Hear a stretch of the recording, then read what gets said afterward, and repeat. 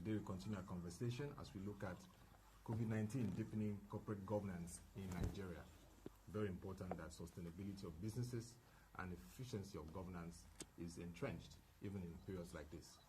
To lead this conversation with me is Mrs. Tosin Ajose, the lead advisor of DealHQ Partners, a leading boutique commercial law firm.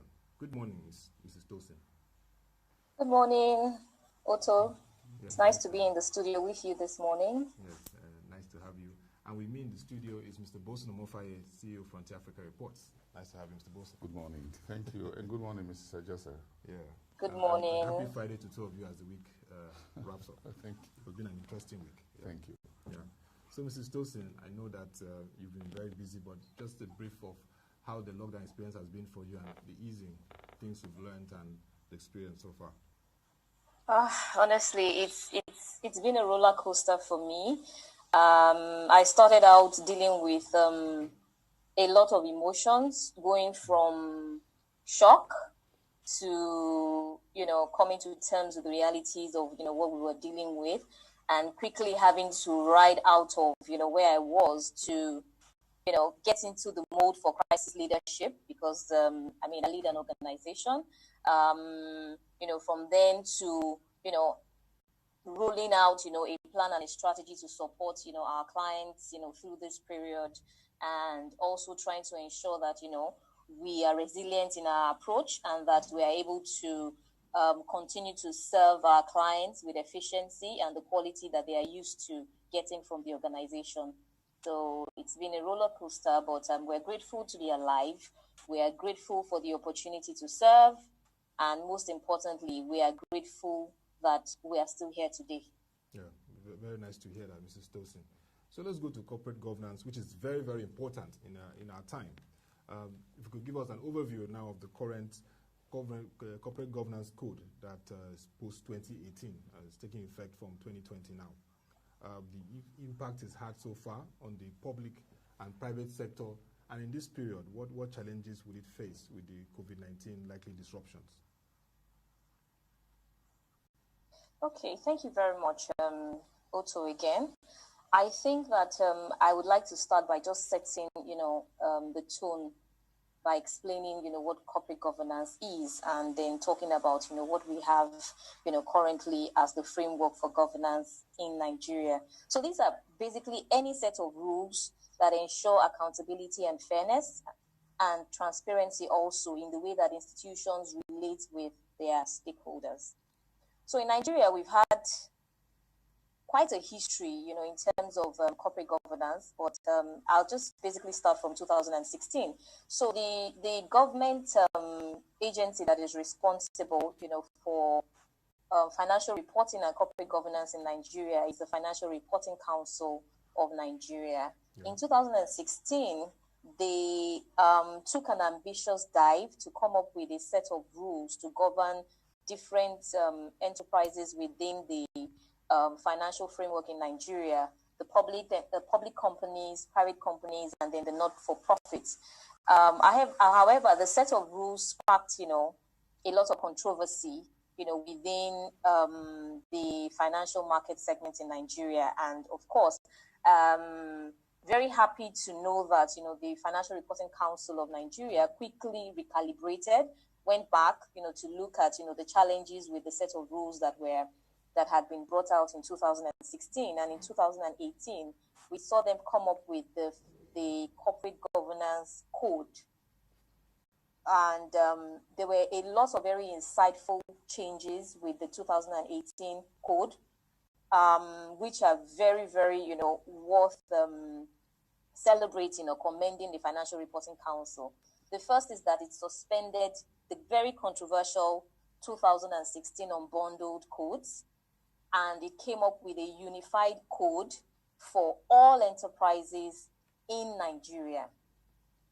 That code came into effect on the 1st of January 2020, which also was very impressive. So we had about 2 years to get acquainted with the provisions of the code before it took effect. And there was a lot of stakeholder engagement this time, unlike the previous time. very impressive also is the fact that the FRCN this time adopted an apply and explain principle. And basically what that means is that they recognize very quickly that the level of compliance would vary with the different organizations, depending on their size, depending on their strength, their industry, and their capacity. So what it did was to say, you are expected to comply, but in the event that you're not able to, you have the opportunity to explain, and on a fair basis, there would be consideration to the reasons why you're unable to comply before determining whether any sanction would apply to an organization who's unable to meet, the thresholds for compliance. Another very, very, interesting thing was that even though the responsibility for upholding the corporate governance code and ensuring compliance sat principally with the Financial Reporting Council of Nigeria, they also were able to integrate industry regulators into the process by giving some powers to these regulators to actually be the ones to determine, the extent of compliance that is required in their specific industry, and to determine when an entity has not complied and the penalty that would apply. And Otto, I'm sure you know that the level of compliance that you would expect for a commercial bank that has, all the paraphernalia of corporate governance, they have a board, they have systems and processes and all of that, would differ from what you would expect from a small e-commerce business that is just operating out of their CEO's bedroom. So of course this came in very, very helpful. The code was established on the six globally accepted pillars of corporate governance, which are the board. And when you talk about the board, I think the code principally focused on diversity, accountability, culture, knowledge, and leadership. And it also spoke about, the second pillar, which is assurance. Assurance has to do with audit, internal control, and compliance. And we also had shareholder relations, which is trying to give priority to the way that organizations relate with their owners. A lot of times the leadership of the organization is often separate from the owners. And so there must be, transparency and engagement, consistent engagement in the way that you relate with shareholders. Then there is business conduct and ethics, which has to do with the culture of the organizations and their values. There is sustainability, which I feel is, very, very critical and essential. And it has to do with understanding the ethical impact of your business and your operations on the environment and people generally. And finally, there's transparency, which talks about openness and accountability to all your stakeholders, which would include your shareholders, your employees, even people within, the immediate environment where your business operates and what have you. And of course, it also has to do with disclosures to regulators. So I understand that, a lot of people may feel that corporate governance pales in priority to other discussions that are ongoing in the financial sector around, the pandemic. But I beg to differ that one of the things that would ensure that we are able to ride through these unprecedented times, I would ensure that, we are able to achieve, resilience, sustenance, and continuity of business will be the extent to which, organizations adopt corporate governance practices. And what do I mean? What's the relevance of, corporate governance to your sustainability and survival?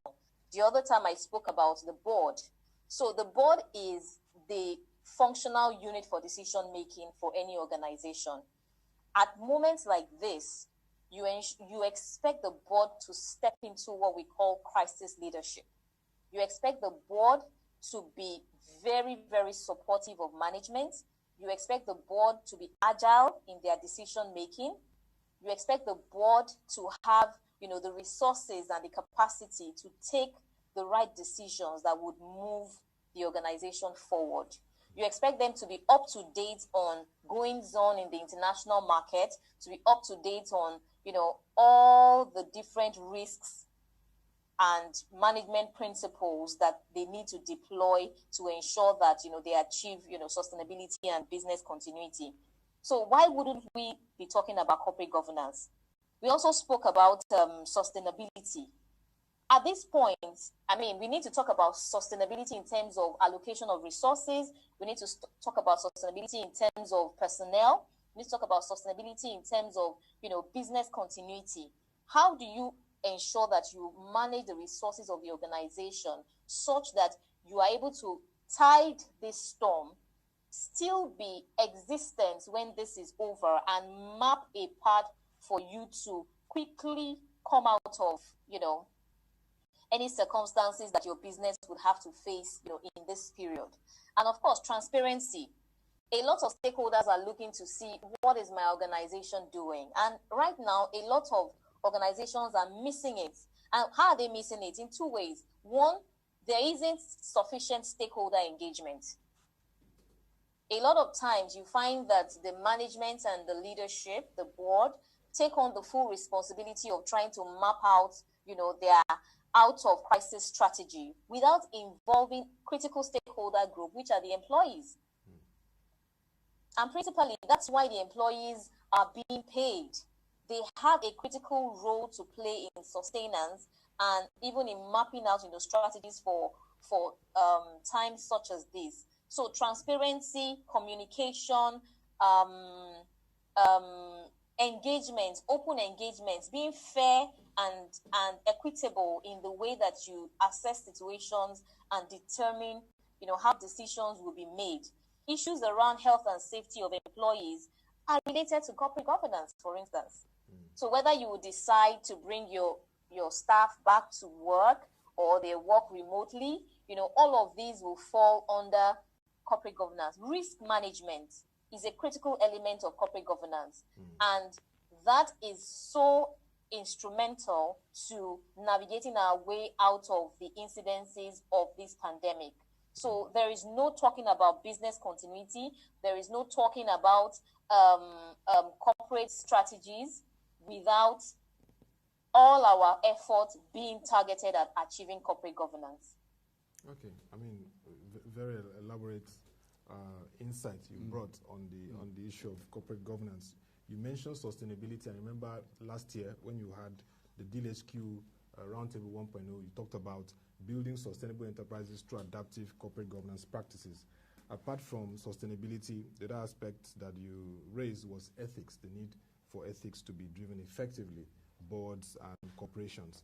And you talked about company secretaries playing a key role there. Openness, very, very important. If you can elaborate further on that in this period of crisis pandemic, ensuring that sectors, companies, corporations maintain ethics, which is very key to ensuring that operations are also driving efficiency at this time. Okay, so I will start from talking about ethics, from talking about the organizational culture. At moments like this, the culture of the organization is actually being tested. So are you who you say you are? In moments of crisis, are you still going to stand by your organization's core values? So we've seen situations where people have some organizations have come under fire about their approach to personnel, for instance. So some have decided that we're going to lay off some people or what have you. Which is possibly in response to some of the circumstantial realities of the business. However, like we often say, there isn't so much a right and wrong decision for an organization in this period as much as the approach to analyzing the circumstances, arriving at the decision, communicating, that decision to the stakeholders, and ensuring that all the stakeholders do not lose trust in the institution. So what are your values? What are people seeing? Your employees, what are they seeing? Your shareholders, what are they seeing? Your business counterparts, your clients, your customers, what are they seeing about you, in this period? Are you holding on to your organizational organization's values of quality service? Are you available to your clients? Are you considerate of the circumstances of your employees? And most importantly, are you complying with rules and regulations that apply to your business? Or is it, everything is now, out of the windows and, anything goes? We cannot, go into a situation of anarchy because we are dealing with a crisis. So this is where the test of governance and leadership would actually happen. And we look to see the organizations that would come out of this better shaped, better formed, more resilient, and more positioned to, achieve growth and development of their business objectives. Well, Mr. Boson, you've heard what Mrs. Tosin has said. I mean, anchoring this new Nigeria Corporate Governance Code, which, if you look at the insight into it, it's more pro-business in terms of business-friendly than what we had in 2016. But she emphasizes the issue of sustainability and ethics. I know you cover the financial market widely, and these are very critical issues to entrench. For the financial sector, yes, again, but sometimes when you look at the conversation around out there, and I know one of the major issues that the previous Financial Reporting Council Code of Governance had, 2013 or thereabout, and all that, had to do with the public sector code of corporate governance. Nigerians want to know what happens to taxpayers' monies, to public institutions, key public institutions. Yesterday, the government just announced the reconstitution of the board of NBET, the bulk electricity trading company, which was a successor, one of the successor agencies of a PHCN. So you're talking about board here for public institutions. So I'm a little bit interested in Mrs. Ajose's views on when we talk about corporate governance for public institutions like the NNPC, for example, the Nigerian Ports Authority, and others, so Federal Inland Revenue Service and key agencies like that. The NNPC, yes. Yeah, so folks want to, what are these folks doing there? What about that part of corporate governance? Because it looks like since Jim Obaze's Financial Reporting Council, when that part was exhausted from that document, I'm not sure if the new one really has the public sector code of corporate governance back in it. What's that state? What do you know about that? You can tell us, madam. Okay. I don't know that any particular enterprise or corporation has been exempted from this 2018 code that came into force in January of this year. Unfortunately, this is the test year for the rules. 2020 would have been the first year that we would see how the new inclusions in the rules will play out in the market. But I suspect very strongly that there will be a lot of clawback on enforcement. Because, I mean, when people are just trying to get accustomed to a new regulation and they are faced in the first quarter of the year already with a crisis that is global, the expectation is that it will take a longer while for, the effect of these, of the corporate governance rules to actually settle on both public and private corporations. However, I think that government has a responsibility to lead by doing. I think that it's not excusable if we cannot see demonstration of the pillars of corporate governance in the way that our public corporations run their affairs. It's actually very sad that, in this period, I have monitored and looked at the way that the public sector has responded to, the pandemic. One of the things that, was on my mind in the first week of the lockdown was to ask, questions around, is government still in business?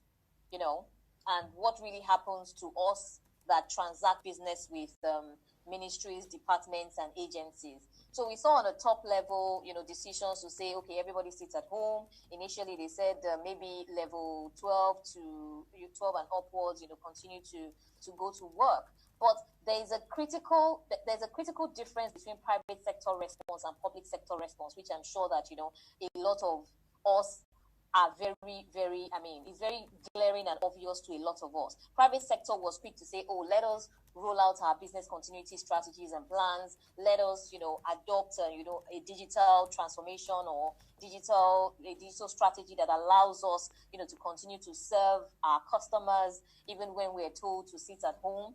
And if you were in essential services, you're also trying to, quickly come up with, a strategy that allows you to continue to function effectively. We didn't see, our counterparts in the public sector doing, the same thing, except the few regulators that work very closely with the private sector, like the SEC, Securities and Exchange Commission, the Corporate Affairs Commission, the Central Bank, and, those ones that are so deeply entrenched in the affairs of the private sector. And it was majorly because they knew that they had to continue, to serve the sector, or that they were a critical enabler to, even the strategies and the structures of the private sector being able to, be rolled out efficiently. And even for some of these ones that are very critical to the private sector, we also saw, a lot of delays. I don't want to name names here. There were organizations that were saying, oh, we have a strategy meeting in April. And I'm like, okay, but this is a crisis. You're saying you are going to have a strategy meeting in April. You should have an emergency meeting immediately, and then, roll out, your plan for business continuity. So, we saw a bit of this, and let me quickly talk on some of the things that I think we expect ministries, departments, agencies, particularly regulators, to be doing in this period. I think the first thing is we expect them to be available. And availability is relative. Whatever works, however you are able to meet the needs of your clients or your customers, please be available. Communicate to your stakeholders.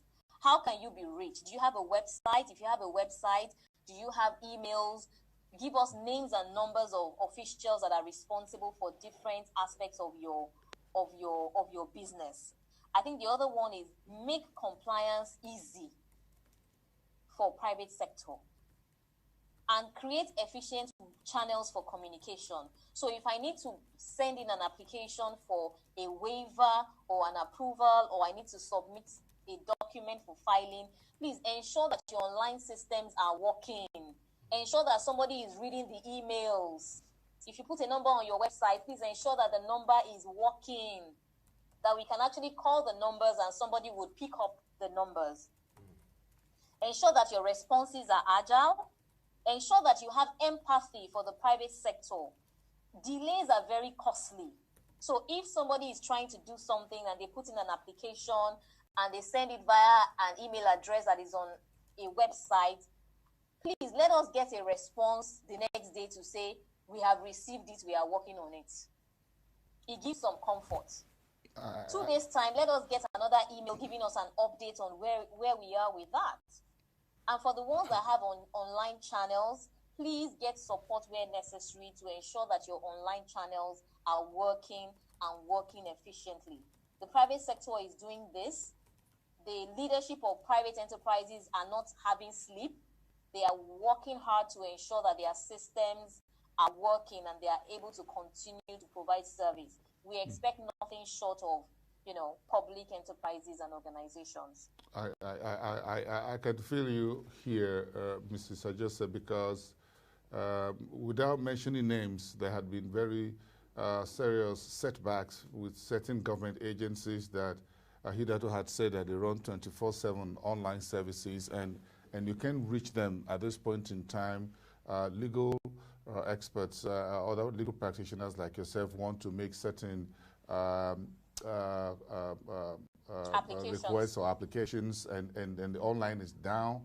Again, because as I said on this show, I think last week or so, also that, look, the idea that e-governance or e-government is still near ground zero in Nigeria as we speak. And I did say it here that apart from a few ministers or MDA head of agencies, there are hardly any others who can work from home. Yes, they can connect, but again, below the line, they can't really function from home because everything is in the office.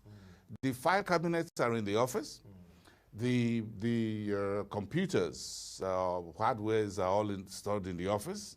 There's nothing anybody's taking home. So the whole private sector response had been tremendous.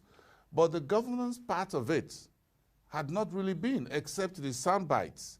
The only people you see at the front line are those within the healthcare, whatever, and the central bank, the FIRS, SCC, well, NNPC has also been because of petrol and what have you. But largely the rest, you can't really do something as a professional, for example, as a legal practitioner. If the CAC's line is not, online platform is down, and you can't reach the CAC. If you put in phone numbers on the website, who's going to pick up those phone calls? I can tell you 1 all over 10 will happen, that you get someone to respond, because they need to be in the office physically to pick up the calls. So do they have business continuity in Nigeria?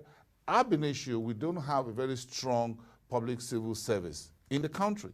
The contribution of the public sector to our GDP is very abysmal.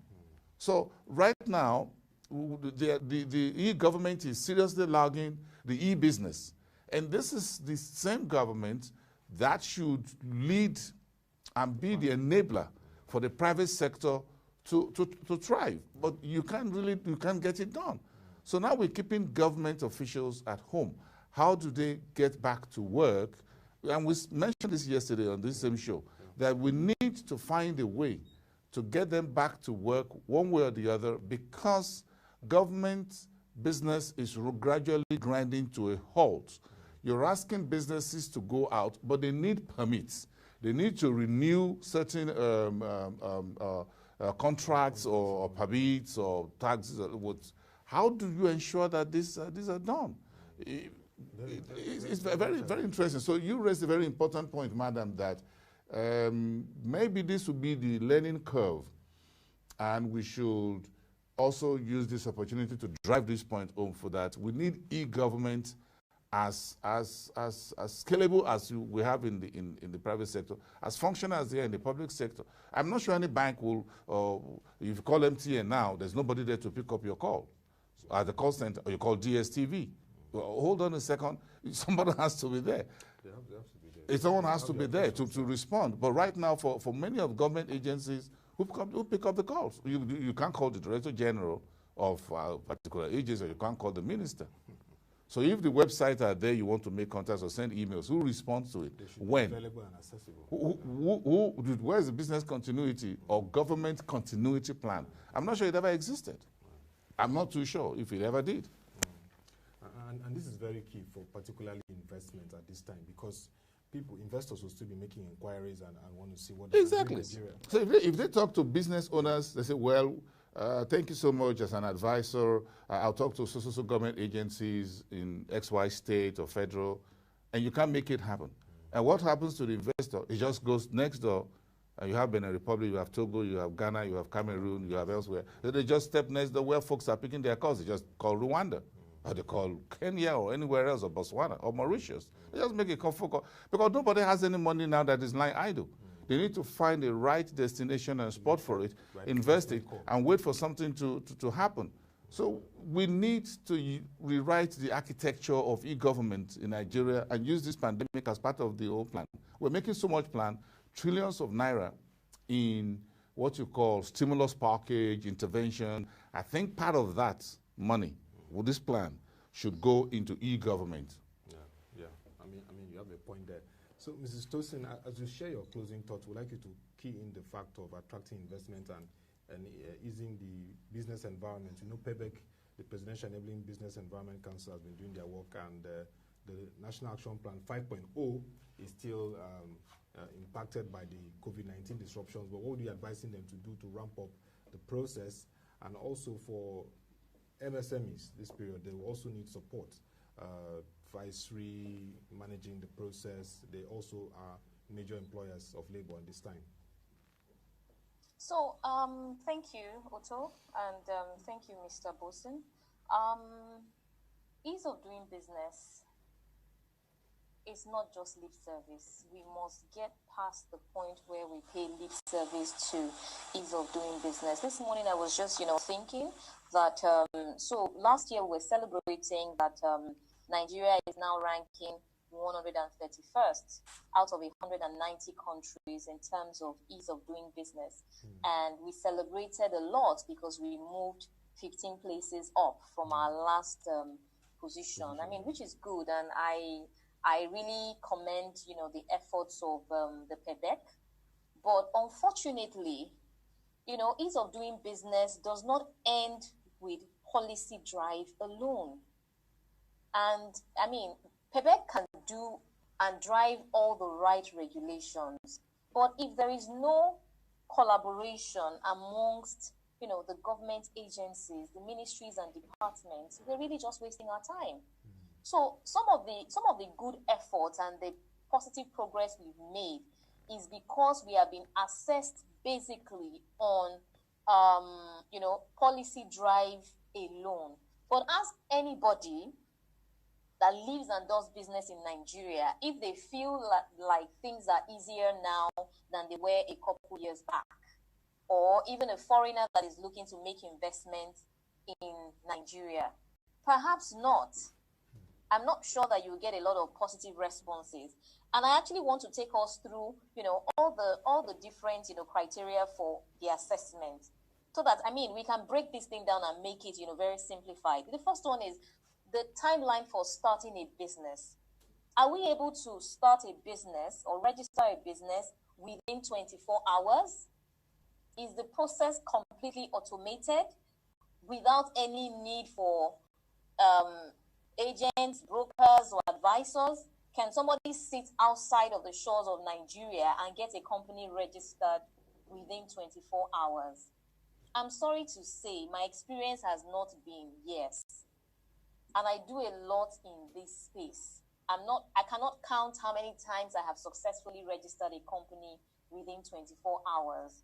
And I'm sure that I share the sentiments of several other people out there. Let's talk about construction permits.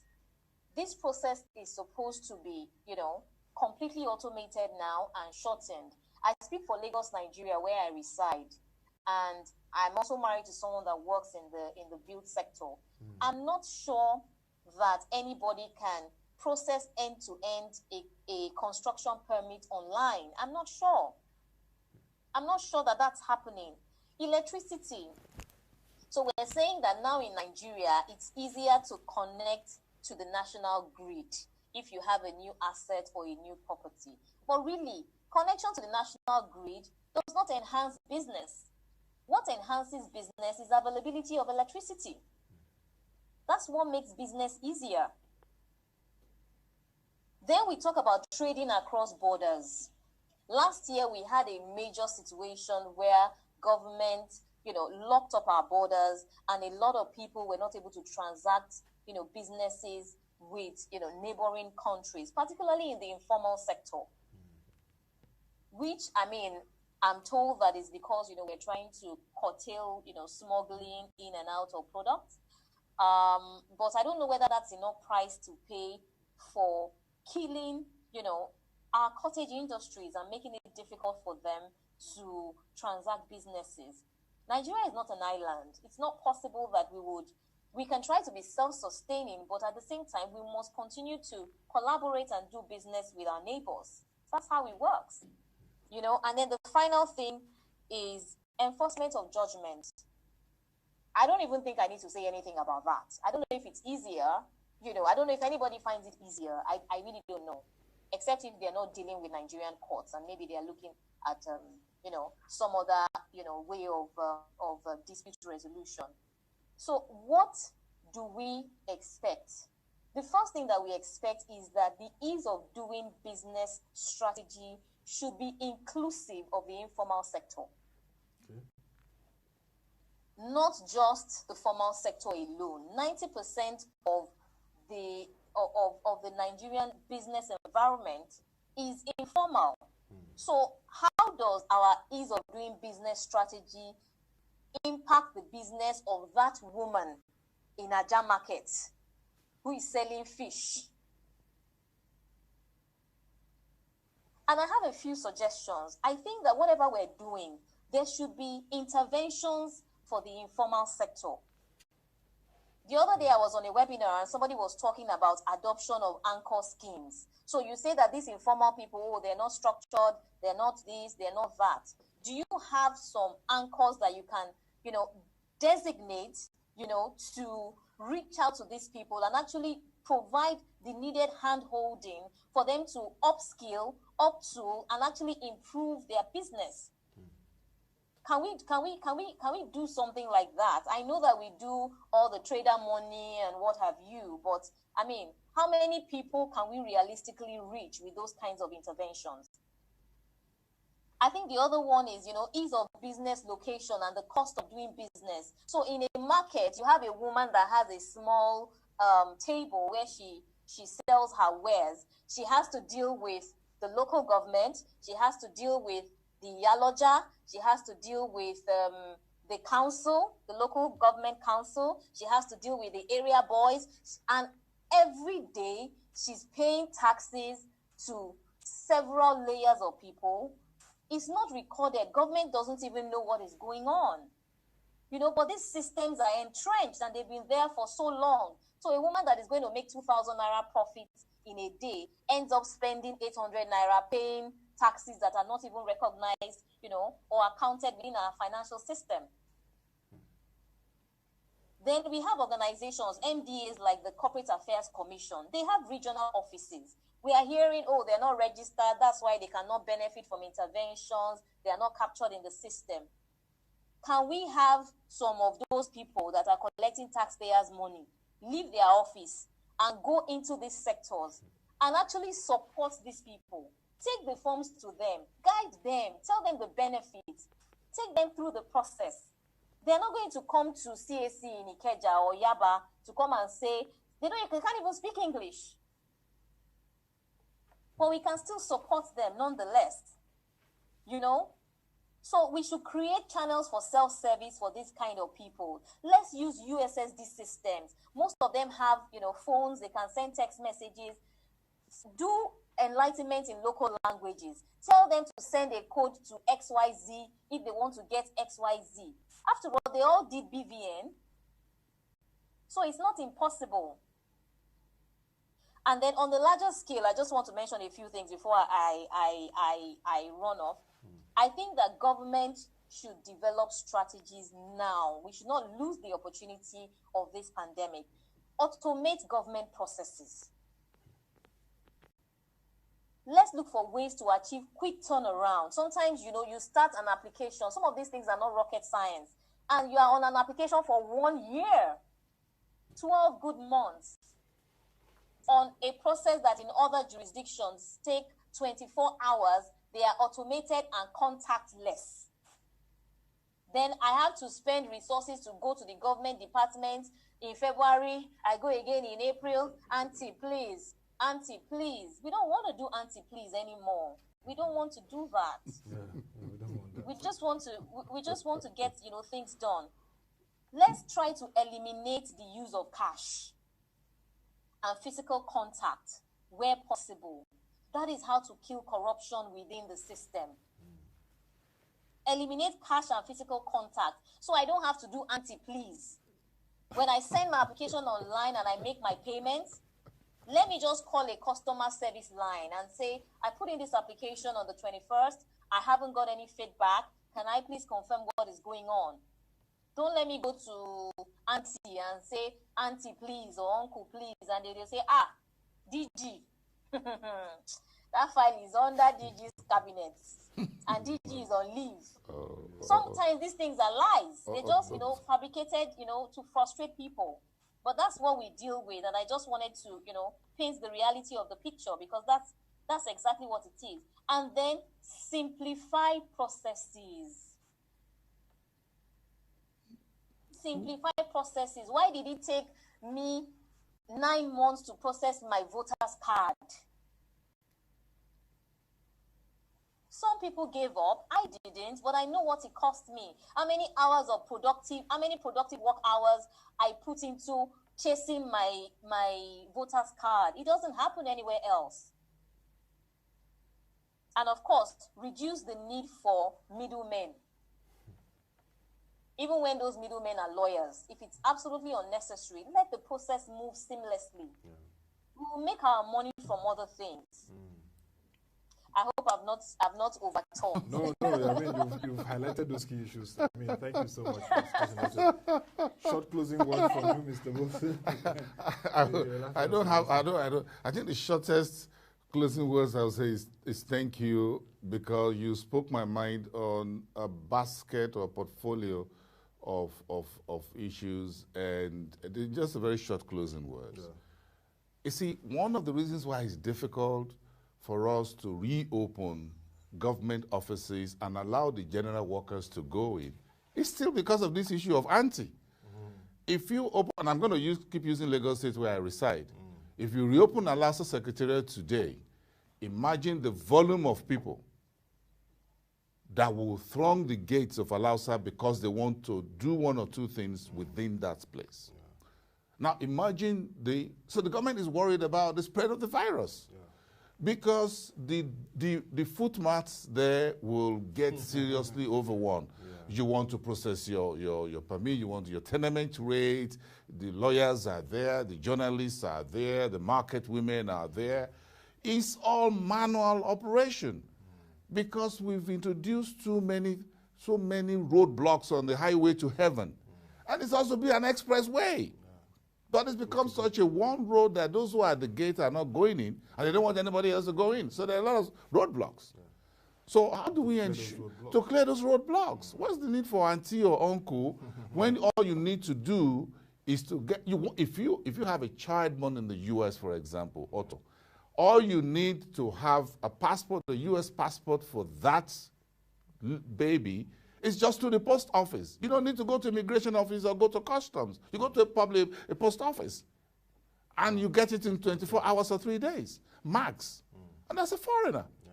But in Nigeria here, how long does it take me to get a Nigerian passport as a full-blooded Nigerian? These are the problems. We love middlemen. We love too many roadblocks to good governance, to public service, to everything, such that right now it's becoming difficult for us to reopen government offices that will shut down because we are scared that once you reopen, people will be queuing up, sitting everywhere, looking for their files and everything. Hands will have to touch hands, nose will have to touch nose. Social distancing would be difficult to implement if you reopen government offices today. Now, that is a problem. So everyone is scared of how to reopen. Look at, we reopen banks on Monday. Look at what happens. If that could happen in the banks. Imagine when you reopen local government and state government offices or secretariats. It's going to be bedlam. Because everybody now has something to do. They're just waiting for government to reopen because they can't reach anybody by phone calls. Files are not available online. So you need to go there and say uncle, auntie, when we reopen. It's a very serious business. That's my parting shot. Thank you. Well, thank you very much, Mrs. Tosin Ajose, lead advisor, DealHQ Partners. Thank you very much for your insightful contributions on the need for the corporate governance code taking effect 2020 to be deepened. Public sector must play its part, even as the private sector is doing it, and also the need for ensure that the ease of doing business is not just in the policy term, but it's collaborative amongst all government agencies, and it's deepened to incorporate and integrate the very critical informal sector. Thank you very much for your contribution. Thank you so much for having me. I thoroughly enjoyed the conversation. Thank you. Thank you, madam. It was also nice having you, Mr. Thank you. Thank you very much. And have a great weekend, madam. Discuss this very interesting topic. That will be all for our market review, where we discussed today deepening corporate governance and also the ease of doing business in Nigeria amidst the COVID-19 pandemic. We had Mrs. Tosin Ajose, lead advisor, DealHQ Partners, and also here in the studio, we have Mr. Bosun Omofaye, CEO, Frontier Africa Reports. We'll continue this conversation next week. You can join our website, www.proshareng.com, to get all the news stories, market reports, and videos this period that will give you incisive information to make that right decision. Till we come your way again, thank you for watching. Have a nice day and stay safe.